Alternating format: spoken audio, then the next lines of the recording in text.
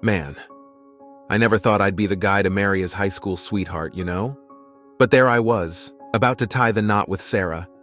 We'd been together since junior year, stumbling through those awkward teenage years and somehow making it work. Now, 10 years later, we were planning our wedding. Everything seemed perfect. Maybe too perfect if you catch my drift. Sarah and I, we'd been through it all together, shared everything, hopes, dreams, you name it, even our deepest fears. This wedding planning thing, total chaos. But it was our chaos, you know? Picking flowers, tasting cakes. Best part, if you ask me. And don't even get me started on the guest list drama. So, the week before the big day rolls around, and Sarah's friends throw her this bachelorette party. It's supposed to be just a fun night out. One last hurrah before she becomes Mrs. Thompson. I had my bachelor party the same night, and we both promised to keep it chill. Just drinks with the boys for me, nothing crazy.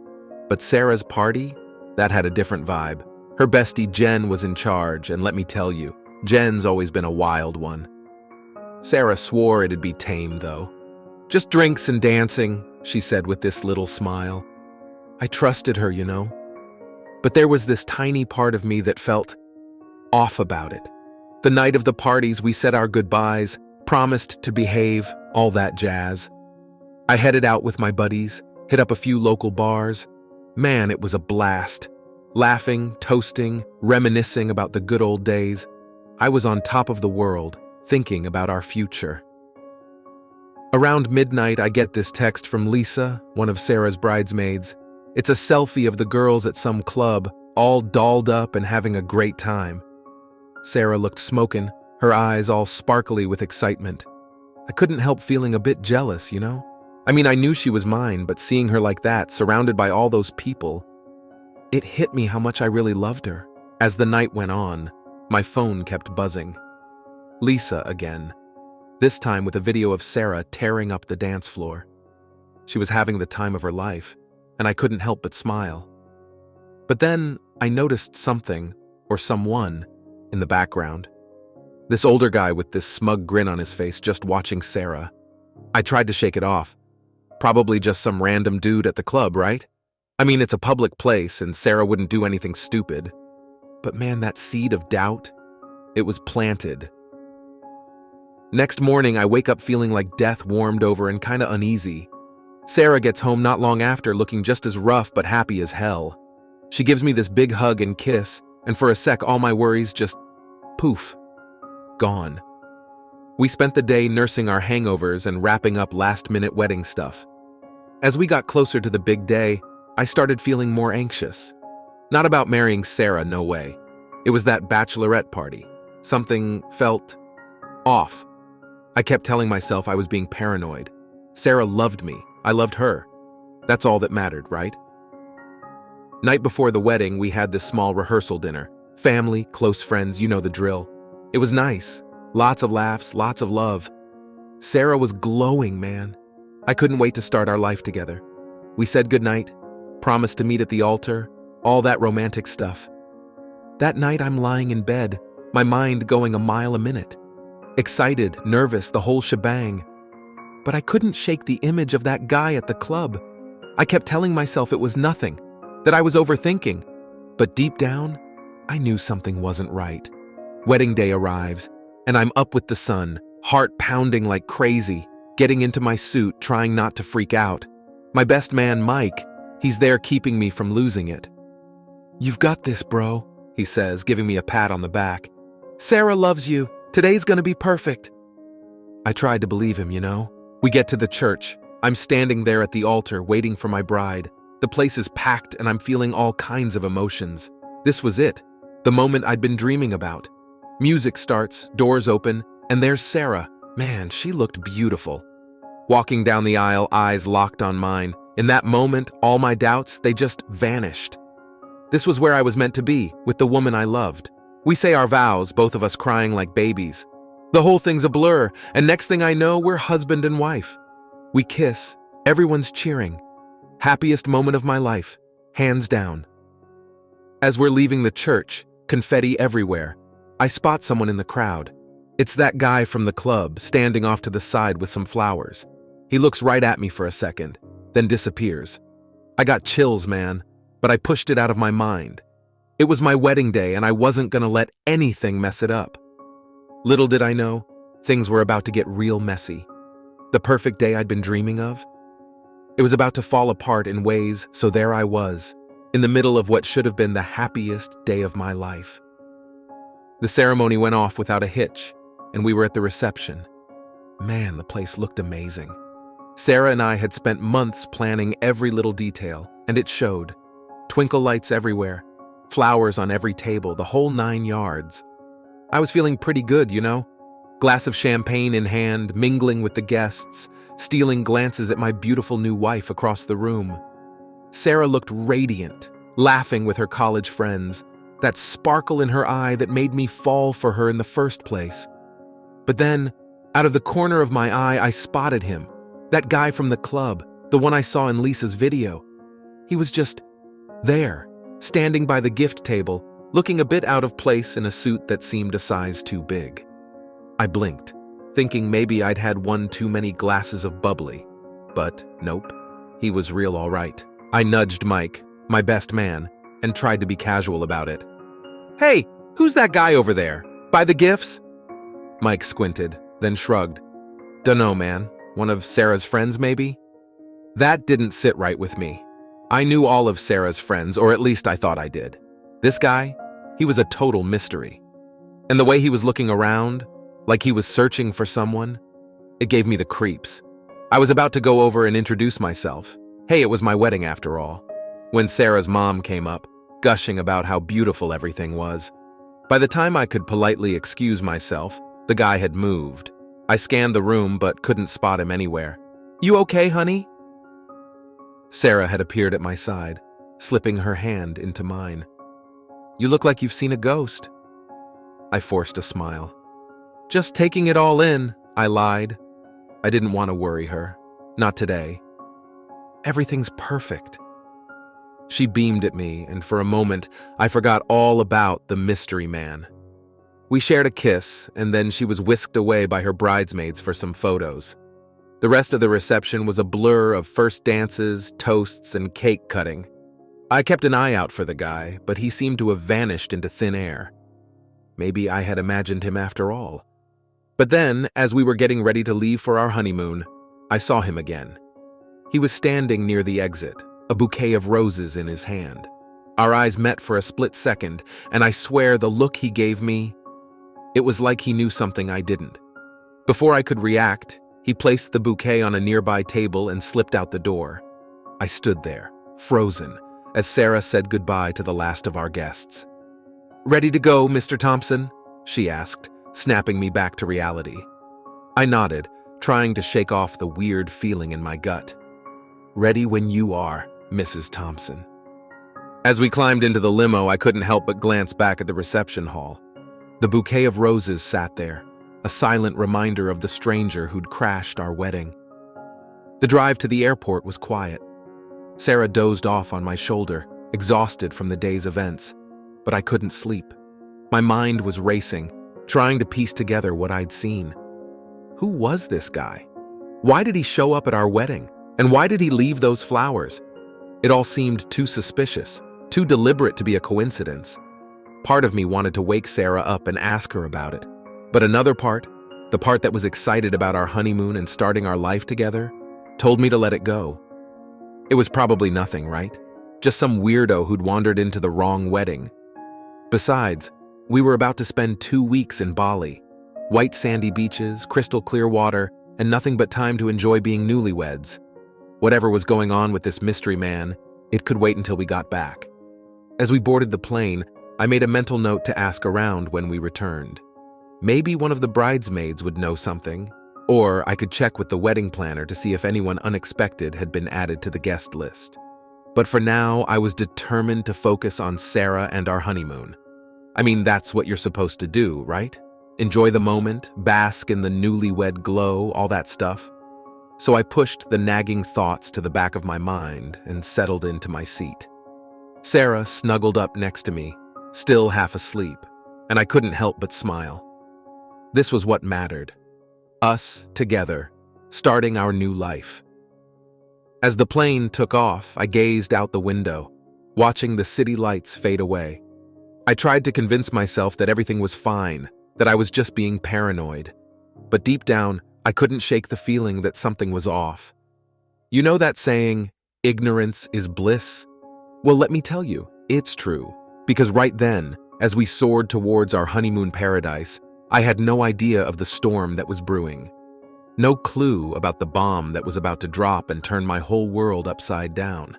If I'd known then what I know now, well, let's just say I might have turned that plane around and demanded some answers. But hindsight's 20/20ths, right?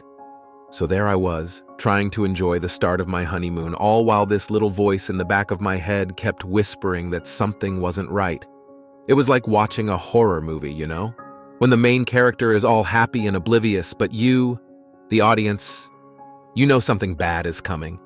But hey, what could I do? I was thousands of feet in the air, on my way to a tropical paradise with my new wife. Whatever was going on back home, it would have to wait. For better or worse, I was in this for the long haul. Little did I know, for worse was going to come a lot sooner than I ever could have imagined. But that's the thing about life, isn't it? It has a way of throwing curveballs when you least expect them. And boy, was I about to get hit with a doozy. So we're back from the honeymoon. 2 weeks in Bali, and let me tell you, it was paradise. Sarah and I had the time of our lives. Beach, booze, and all that newlywed stuff. But even with all that distraction, I couldn't shake that nagging feeling about the mystery guy at our wedding. First day back at work, I'm sitting at my desk, trying to focus on the mountain of emails that piled up while I was gone. But my mind keeps drifting back to the wedding. I decide to shoot Lisa, one of Sarah's bridesmaids, a text. Figure she might know something. Hey Lisa, quick question. That guy at the wedding, the one with the flowers? Who was he? Her response comes back faster than I expected. Which guy? There were a lot of people there, you know? I try to play it cool. Tall guy, dark hair, kinda stood off to the side a lot. Left some roses at the end. There's a long pause before Lisa replies. Wait, you mean Jake? Sarah's ex? I swear my heart stopped for a second. Ex? What the hell? Ex? What are you talking about? I type back, my hands shaking. Another pause, then, oh shit, I thought you knew. Jake's Sarah's college boyfriend. They dated for like 3 years. I'm sitting there staring at my phone, feeling like I've been punched in the gut. Sarah never mentioned an ex named Jake, never. And certainly never said anything about inviting him to our wedding. I must have been quiet for too long because Lisa sends another message. You okay? I'm sorry, I really thought you knew. I managed to pull myself together enough to reply, yeah, I'm fine. Thanks for letting me know. But I'm not fine, not even close. The rest of the day is a blur. I can't focus on work. My mind's racing, trying to make sense of it all. Why would Sarah invite her ex to our wedding? And why the hell wouldn't she tell me about it? I decide to do some digging, hit up a few more of our mutual friends, casually asking about Jake. And man, the hits just keep coming. Tom, my college roommate. Jake? Oh yeah, Sarah's ex. Weird that he showed up at the wedding, huh? Emma, Sarah's cousin. I was surprised to see Jake there. Didn't think they still kept in touch. Even my own brother, for crying out loud. That dude with the flowers? Yeah, I remember Sarah mentioning him once. Said they used to date or something. With each conversation, I feel like I'm sinking deeper into this bizarre rabbit hole. It's like everyone knew about this guy except me. How is that even possible? By the time I head home, I'm a mess of emotions. Angry, confused, hurt, you name it. I mean, who wouldn't be? Finding out your wife invited her ex to your wedding and didn't tell you about it? That's messed up. I walk through the front door, and there's Sarah, all smiles, cooking dinner like it's just another day. For a second, I almost forget about everything. She looks so normal, happy, like there's nothing wrong in the world. Hey, honey, she calls out. How was your first day back? I want to confront her right then and there, demand answers. But something holds me back. Maybe it's the smell of my favorite lasagna in the oven, or the way she's humming that song we danced to at our wedding. Whatever it is, I chicken out. It was fine, I managed to say. A lot of catching up to do. We sit down to eat, and Sarah chatters away about her day, about unpacking from the honeymoon, about all these little normal things. And I'm sitting there nodding along, trying to act like everything's okay. But inside, I'm screaming. After dinner, Sarah suggests we watch a movie. As we're scrolling through Netflix, I decide to test the waters a bit. Hey, you remember that guy at the wedding? I ask, trying to sound casual. The one who left those roses? Sarah freezes for a split second. If I hadn't been watching her so closely, I might have missed it. But I saw it. That tiny moment of panic in her eyes. What guy? She asks, her voice just a little too high. You know, tall guy, dark hair. I think someone said his name was Jake. Sarah lets out a laugh, but it sounds forced. Oh, him, just an old friend from college. I didn't think you'd noticed him. An old friend? Is that what we're calling ex-boyfriends now? I want to push further, to call her out on the lie. But again, something stops me. Maybe it's the fear of what I might uncover. Or maybe I'm just not ready to face the truth yet. So I let it go. We watch the movie, but I'm not really seeing it. My mind's a million miles away, trying to piece together this puzzle that doesn't make any sense. That night, lying in bed next to Sarah, I can't sleep. I keep replaying everything in my head, the wedding, the honeymoon, all those years we've been together. Was it all a lie? What else doesn't she tell me about? I look over at Sarah sleeping peacefully beside me. She looks so innocent, so perfect. But now, for the first time, I'm seeing her in a different light. And let me tell you, it's not a pretty picture. I know I need to confront her, to get the truth. But I'm scared, you know? Scared of what I might find out. Scared that this perfect life we've built might come crashing down around us. But I also know I can't go on like this. The doubt, the suspicion, it's eating me up inside. I need answers even if they're not the ones I want to hear. So I make a decision. Tomorrow, I'm going to get to the bottom of this. No more beating around the bush, no more subtle questions. I'm going to ask Sarah straight up about Jake, about why she invited him to our wedding, about why she never told me about him. As I finally drift off to sleep, I can't help but wonder, is this how it ends? Is this where our happily ever after falls apart? Little did I know the worst was yet to come. So there I was, lying in bed, staring at the ceiling, my mind racing a million miles an hour. Sarah was in the shower getting ready for work, and I was working up the courage to do something I never thought I'd do. I glanced at her phone on the nightstand. It was like it was taunting me, you know, holding all the answers I needed, but also all the truths I was scared to face. Before I could talk myself out of it, I grabbed the phone. My hands were shaking as I punched in her passcode. Yeah, I knew her passcode. We'd always been open with each other about that stuff, or so I thought. I went straight to her messages, scrolling through until I saw a name that made my blood run cold. Jake. The most recent text was from the day before our wedding. My heart was pounding so hard I could hear it in my ears as I tapped on the conversation. What I read?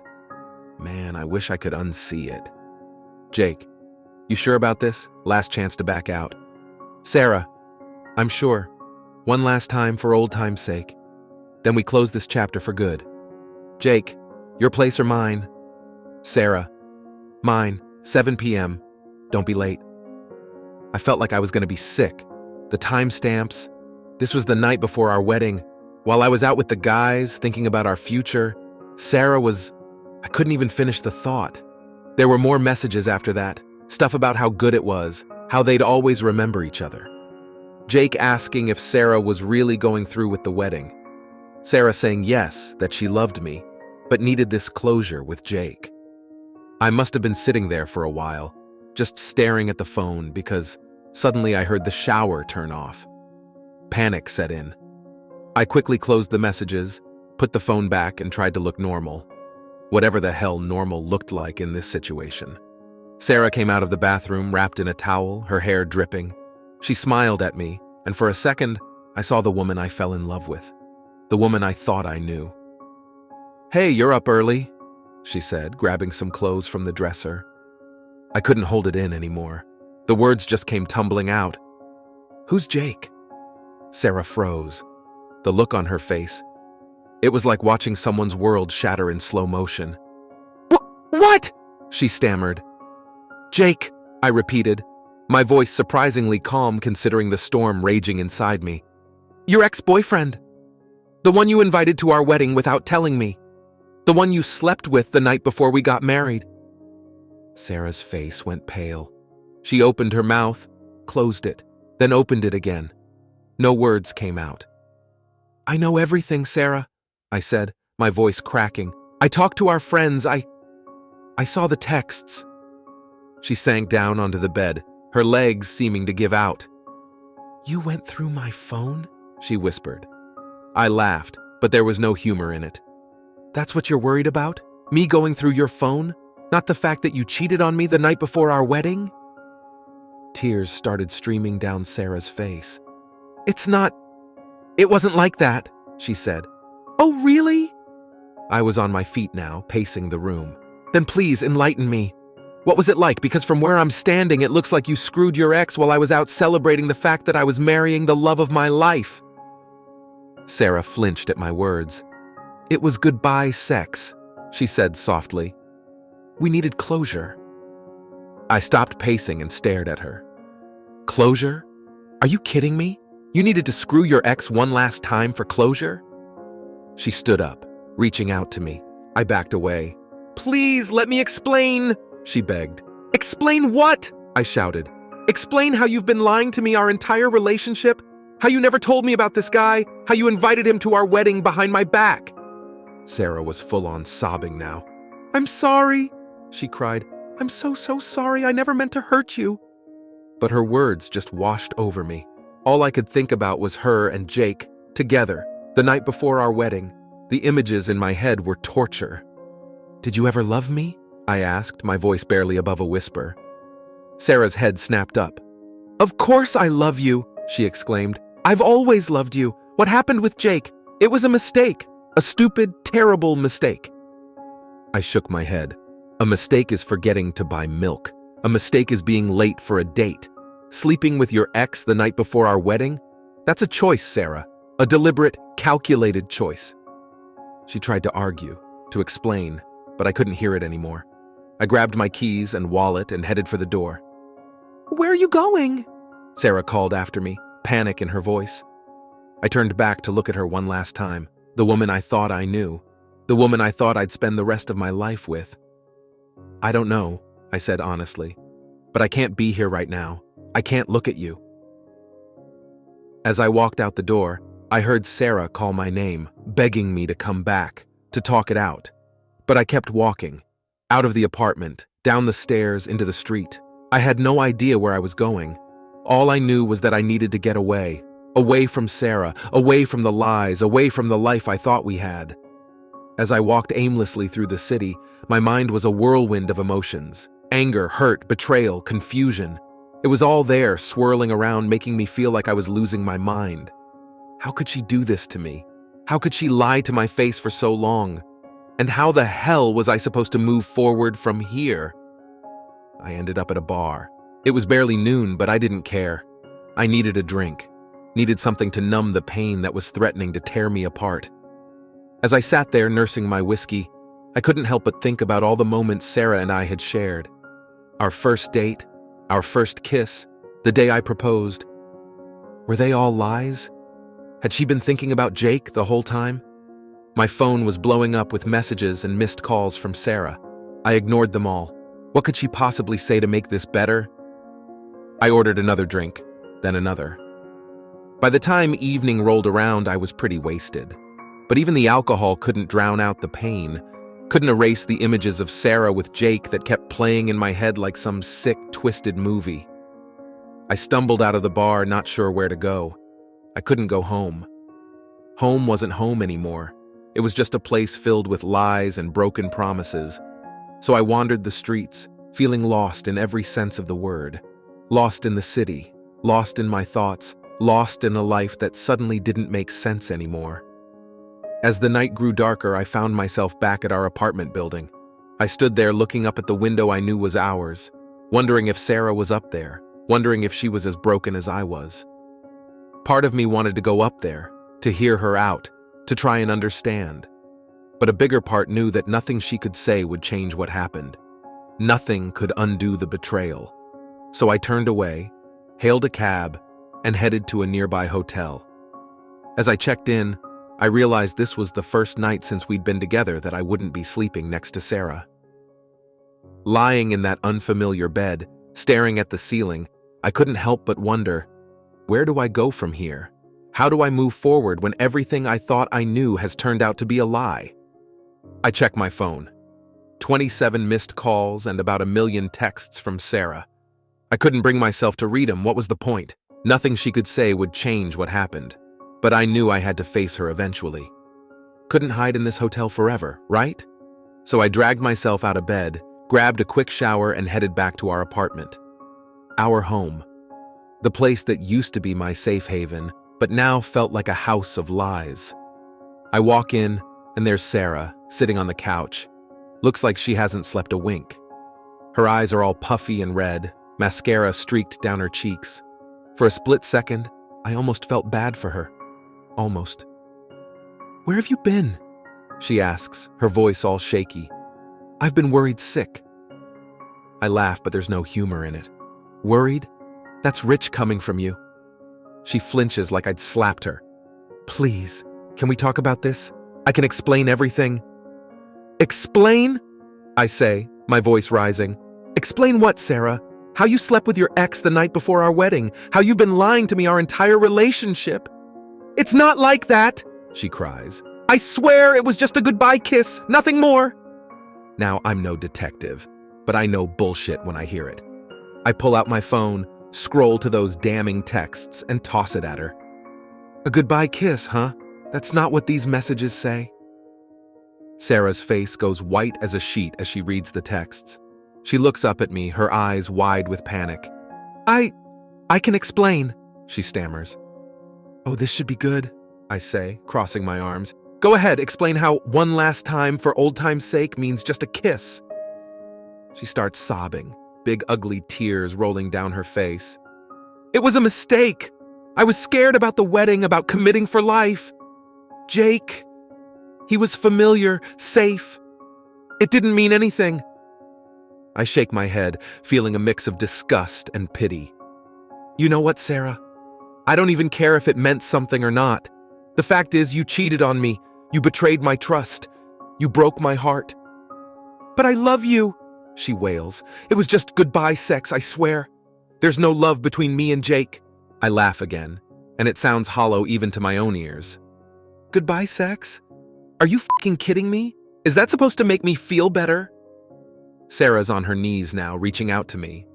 I step back, can't stand the thought of her touching me. "Please," she begs. "I made a terrible mistake, but I choose you. I married you. Doesn't that count for something?" I look at her, really look at her. The woman I thought I knew. The woman I was ready to spend my life with. And all I feel is nothing. Just a big empty void where my heart used to be. "You know what, Sarah? It doesn't count for shit. You didn't just cheat on me. You lied to me for years. You invited your ex to our wedding without telling me. You slept with him the night before we got married. And then you stood there, looked me in the eye, and said, 'I do.' How am I supposed to trust anything you say ever again?" She's full on wailing now, mascara running down her face. It's an ugly sight, but I feel no sympathy. All I feel is tired, bone-deep, soul-crushing tired. "I don't care what you think it was," I say, my voice flat. "I don't care if you call it goodbye sex or a mistake or whatever bullshit excuse you want to come up with. The fact is, you broke my heart. You broke us. And I don't think there's any coming back from that." Sarah's still crying, still begging, but I'm done listening. I start packing a bag, throwing in clothes at random. I don't even know where I'm gonna go. Just know I can't stay here. "What are you doing?" Sarah asks, panic in her voice. "What does it look like? I'm leaving." She grabs my arm, tries to stop me. "No, please, we can work this out. We can go to counseling, take some time apart, anything. Just please don't leave me." I shake her off, feeling nothing but cold determination. "There's nothing to work out, Sarah. You made your choice when you decided to sleep with Jake. Now I'm making mine." As I head for the door, Sarah makes one last desperate plea. "But what about our vows? For better or for worse, remember?" I turn back, look her dead in the eye. "Yeah, I remember. But I don't recall cheating whore being in those vows." It's a low blow, I know. But in that moment, I want to hurt her like she hurt me. Want her to feel even a fraction of the pain I'm feeling. The look on her face, it's like I've just ripped her heart out. But you know what? I don't care. She did the same to me. Only difference is, she did it with a smile on her face and an "I do" on her lips. I walk out that door, ignoring her cries, her pleas for me to come back. I keep walking, no real destination in mind. Just need to get away. Away from Sarah, away from the lies, away from the life I thought we had. As I'm walking, I realize something. This isn't just about Sarah cheating. It's about trust. It's about respect. It's about building a life with someone and having it all come crashing down because of one selfish act. I end up at a park, sit down on a bench and just break. All the emotions I've been holding back come flooding out. I cry like I haven't cried since I was a kid. Cry for the love I thought I had, for the future I thought was certain, for the man I used to be before all this shit went down. I don't know how long I sit there, but by the time I'm done, I feel empty. Hollow. Like someone scooped out all my insides and left nothing but an empty shell. But you know what? Empty is better than the pain. Empty I can work with. Empty I can fill up again, someday with something better. Something real. As I sit there watching the sunset, I make a decision. I'm done. Done with Sarah, done with the lies, done with trying to understand or forgive. It's time to move on, to start over. It ain't gonna be easy, I know that. But it's gotta be better than living a lie, right? So here I am, at the end of the day, with nothing but a bag of hastily packed clothes and a broken heart. But you know what? I've also got my self-respect. And right now, that's worth more than any wedding vow or false promise of forever. So there I was, back in my apartment. Sarah was gone. I'd given her an hour to pack her stuff and get out. Told her she could crash at her mom's place or with one of her girlfriends, I didn't care. Just couldn't stand the sight of her anymore. The place felt empty, you know? Not just because Sarah wasn't there, but because everything I thought I knew had been a lie. It was like the walls themselves were mocking me, reminding me of all the happy memories we'd made here. Memories that now felt tainted, poisoned by her betrayal. I grabbed a bottle of whiskey from the kitchen cabinet and slumped down on the couch. As I took a swig, my eyes landed on the pile of wedding gifts in the corner. We hadn't even opened them all yet. How fucked up is that? I started thinking about the divorce. God, divorce. Never thought I'd be thinking about that barely a month after getting married, but here we were. I pulled out my phone, started Googling divorce lawyers. There were so many. How the hell was I supposed to choose? I mean, it's not like they teach you this shit in school, right? How to pick a divorce lawyer 101 inches wasn't exactly part of the curriculum. As I scrolled through the listings, reality started to sink in. This was really happening. I was really about to end my marriage before it had even really begun. I tossed my phone aside and took another long pull from the whiskey bottle. The burn in my throat matched the ache in my chest. How did I get here? How did we go from happily ever after to see you in court so damn fast? I looked around the apartment at all the little touches Sarah had added over the years. The throw pillows she insisted on buying, the art prints we'd picked out together, the photos of us smiling, looking so in love. It all felt like a cruel joke now. I got up, started pacing around the place, couldn't sit still. My mind was racing, trying to figure out what to do next. How was I supposed to move on from this? How was I supposed to trust anyone ever again? As I wandered into the bedroom, I caught sight of myself in the mirror. Man, I looked rough. Bloodshot eyes, stubble on my chin, hair all messed up. I barely recognized myself. That's when it hit me. This whole thing, it wasn't just about Sarah cheating. It was about me losing myself. Somewhere along the line, I'd become so wrapped up in being Sarah's husband that I'd forgotten how to be just me.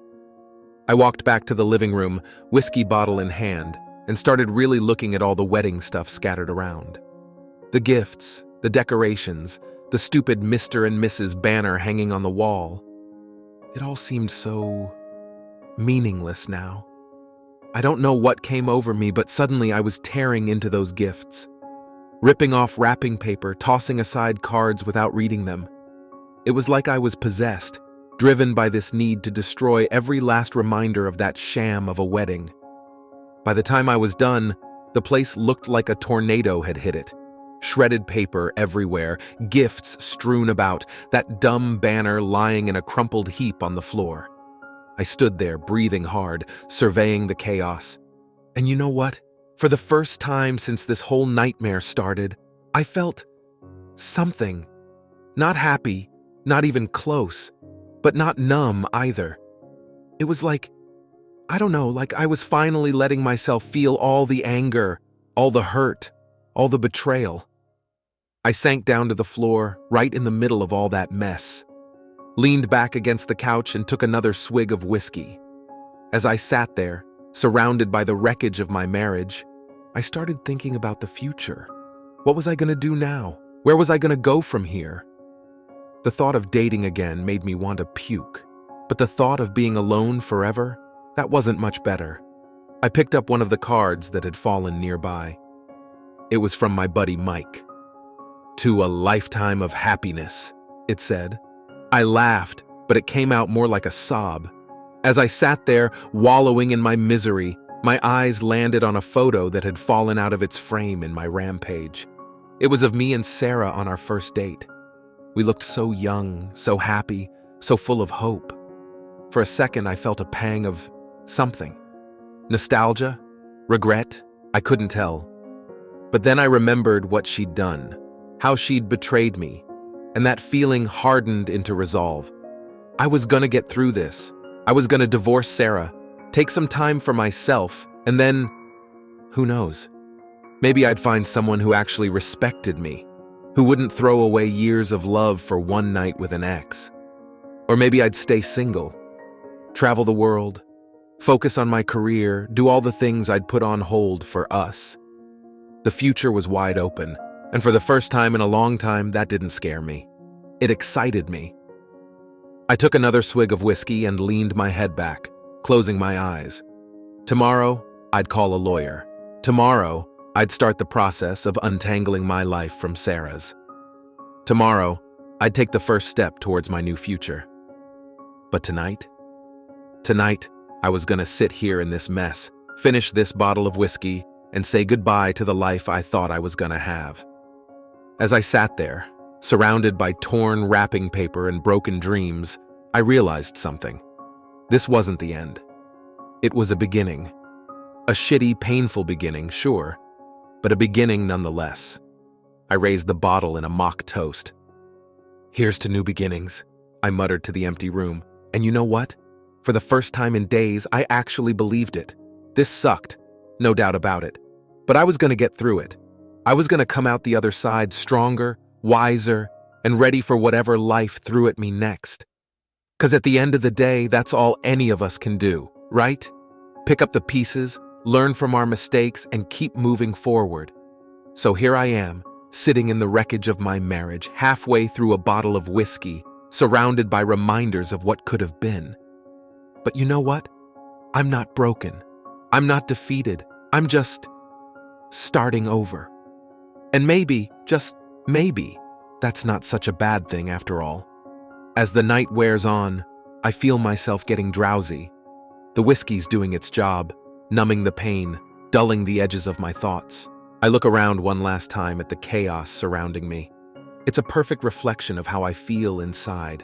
Messy, broken, but somehow free. I close my eyes, letting the weight of everything that's happened settle over me. Tomorrow's gonna be tough. The day after that, probably tougher, but I'll face it. One day at a time, one step at a time. As I drift off to sleep, right there on the floor among the scattered remnants of my failed marriage, I have one last coherent thought. This isn't the end of my story. It's just the end of a chapter. And I've got a whole lot of blank pages ahead of me, just waiting to be filled.